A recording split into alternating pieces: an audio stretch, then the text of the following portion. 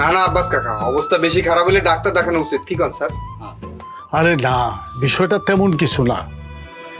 ওর গলা একটা কাটা বিচ্ছে, ওই ফোনা ডাক্তারের কাছ থেকে হোমিওপ্যাথিক ঔষধ এনে খাওয়ানো হয়েছে।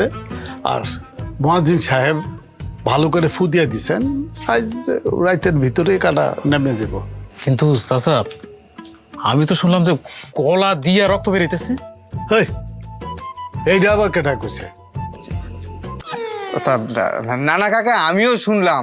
ওই ঘন্টার মোড়ে চা খাইতে গেছিলাম, গিয়া শুনি যে দুলামিয়ার জীবন নিয়ে নাকি টানাটানি। এটা শুনে তো আমরা আসলাম।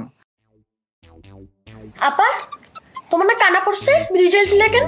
চুপ কর, যেটা দিছি ঠিক দিছি, তুই ভুল দেখছস। লুডু খেলতে বসে তোমরা এত কথা কেন কও? হতো গলার ভিতর কাটাটা লড়ে ব্যথা পাইতো আমি। দুলা ভাই, আপনি যত ফলমূল খান, আপনার গলার কাটার কোনো সমস্যা হয় না? কষ্ট হয় রে ভাই, বিরাট কষ্ট হয়, কেমনে বুঝাবো।